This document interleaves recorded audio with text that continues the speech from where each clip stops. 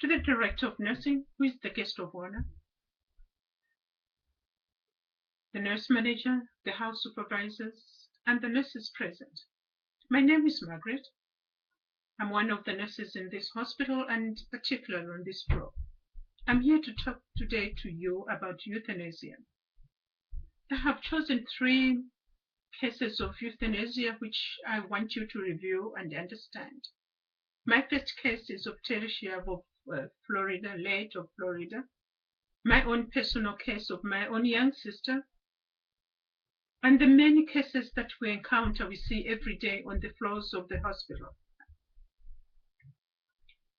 By the end of my presentation, most of you will agree with me that euthanasia can and should be used. Terry Shiavo, at the age of 25, entered a vegetative state in 1990. All medical interventions were implemented. She had a vent, a tracheostomy, and a PEG tube to keep her alive. Both heart doctors and the court-appointed physicians expressed the opinion that there existed no hope of rehabilitation, and this is as per Abby Goodenough. Shiavo autopsy says brain withered was untreatable, as per New York Times of June 16, 2005. To a layperson, Terry should have been kept alive at all costs. Was there any quality of life in Terry? Her limbs were contracted. The bed sores were massive. And all these conditions are irreversible. My own young sister, Grace, was diagnosed with non-Hodgkin's lymphoma in March 2005. Her doctors gave her 6 months of life. Because the lymphoma had spread to all the vital organs of her systems. She could not eat. The lymph nodes had lined all her digestive systems. Whatever she ate, she threw out immediately.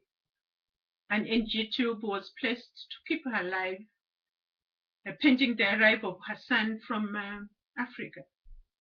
When the son arrived, we terminated all life support, put her into hospice in Dagenham in the United Kingdom.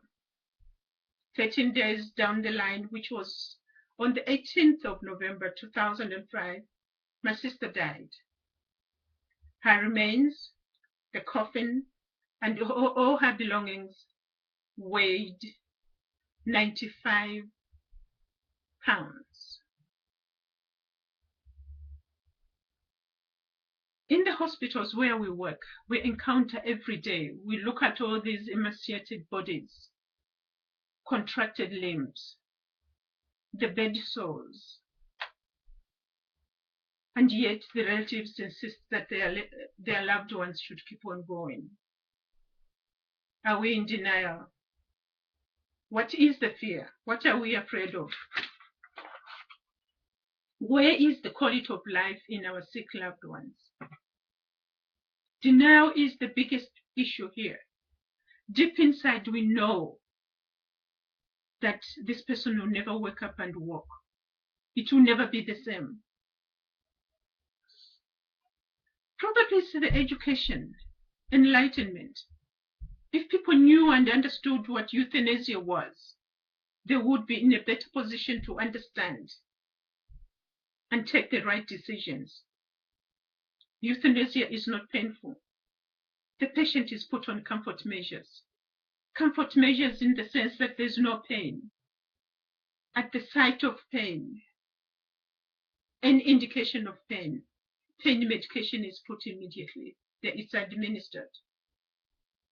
The person dies with dignity.